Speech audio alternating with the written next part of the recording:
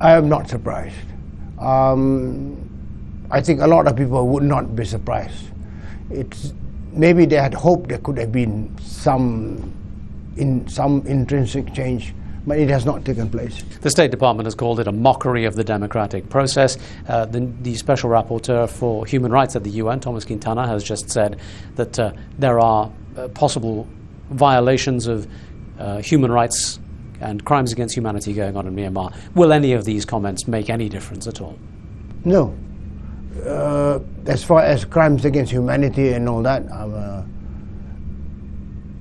I mean, there are other countries that have committed crimes equivalent to being crimes against humanity. Israel commits it all the time, and nobody has done anything about it.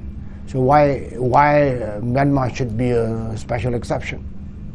Perhaps not a special exception, but the fact remains there are 50 million people in a country being oppressed by what many people would regard as simply a band of thugs. Should someone somewhere not at least attempt to help them? Well, finally, it's the neighbors that matter. ASEAN countries, India, China. Are these countries willing to go further than what they have done? I doubt very much. So we have a situation in Myanmar where the neighbors benefit from Myanmar being what it is to some extent. And that's in a way is what I'm getting at. The neighbors, in many ways, are not simply standing by, they're actively enabling this situation. The ASEAN nations have barely responded to the latest law or to Thomas Quintana's complaints. I think the Philippines foreign minister called it something of a disgrace. Isn't it time for ASEAN to stand up and say that really this is untenable and to take action? Has it ever come across in your mind that perhaps everybody's waiting for this election to happen and then go from there?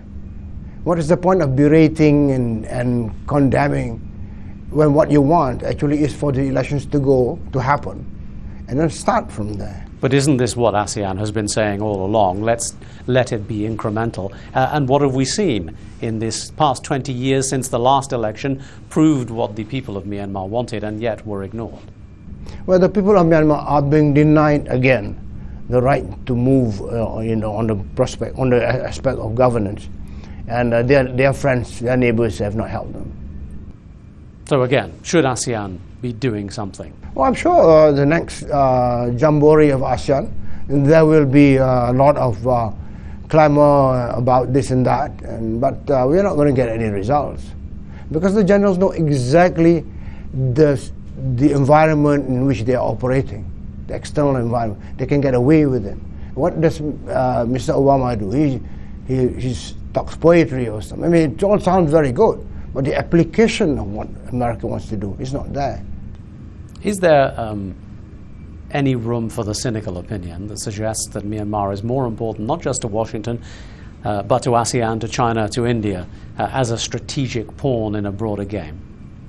If I believe in strategy and political and security aspects of things, I might agree with that.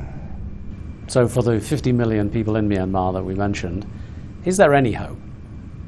Some of them that I met in Jakarta over a month ago are hoping to get some crumb of comfort from these elections. It looks like they have to deal with this, whatever crumbs they will get. And it's very distressing to talk with them about this.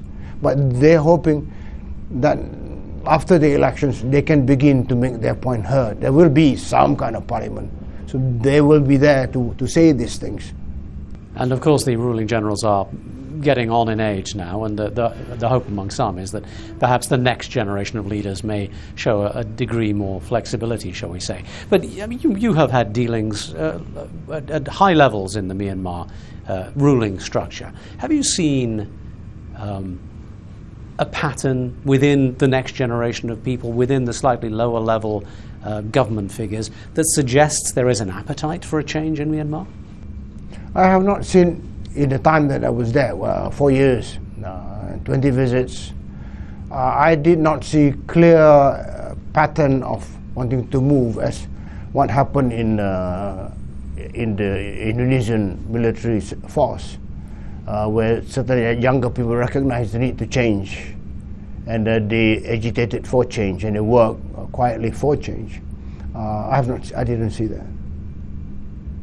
Although individually, I do detect quite senior people who would want to move faster, who understand the necessity of Myanmar dealing with the rest of the world.